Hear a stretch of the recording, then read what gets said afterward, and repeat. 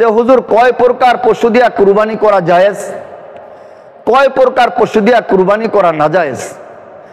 আমরা অনেক সময় অনেক উলামায়ে কেরামের আলোচনা শুনি, অনেক বক্তাদের আলোচনা শুনি।